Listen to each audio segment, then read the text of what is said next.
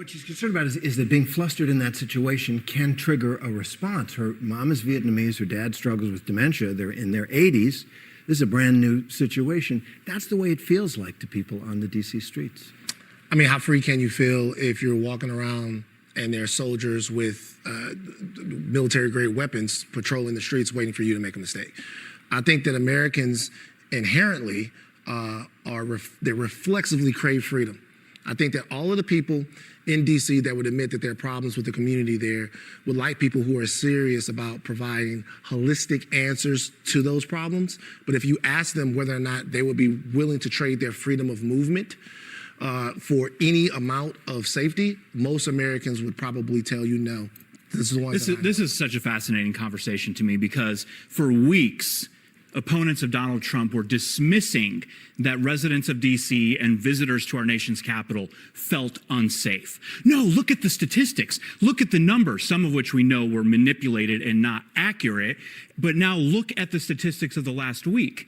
Carjackings down 83%, robberies down 46%, car thefts down 21%.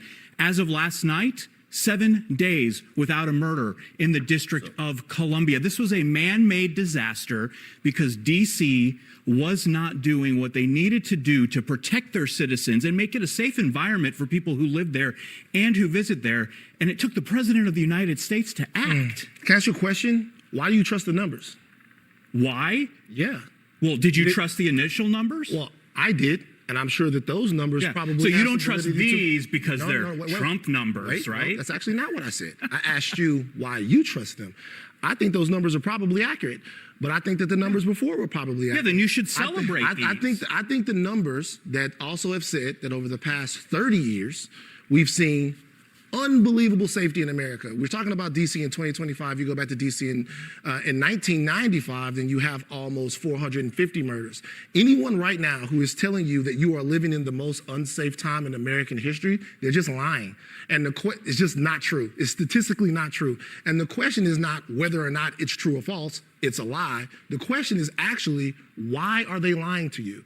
And what I would ask you is, if you didn't believe the numbers that said crime was this crazy albatross of the cities, why do you believe the numbers? I think the question is... Can I just say that Pete is right, that there is a palpable increase in the quality of life in D.C. right now. It's like crime has evaporated almost overnight. I know we all have friends there. I know that they feel a lot safer. I know we're hearing... So Van Latham says Americans want to be safe, but they wouldn't trade their freedom of movement for that? What? What freedom of movement is being impeded in Washington, D.C.? The only people stopping anyone's movement are the criminals. In fact, Trump's crackdown actually expands people's freedom of movement. Because for the first time in years, folks can walk a few blocks without constantly looking over their shoulder, wondering if they're going to get stabbed. And then Dummy doubles down, saying, people are uncomfortable seeing soldiers with military-grade equipment. Honestly, if I saw that, I'd feel pride. I'd thank that soldier for standing there, because it means when a mom runs to the store for school supplies, she doesn't have to worry about watching someone get murdered in front of her. It means if I want to go grab razors at CVS, it doesn't cost me an extra $100 because I got robbed. It's not losing freedom. It's finally being free again.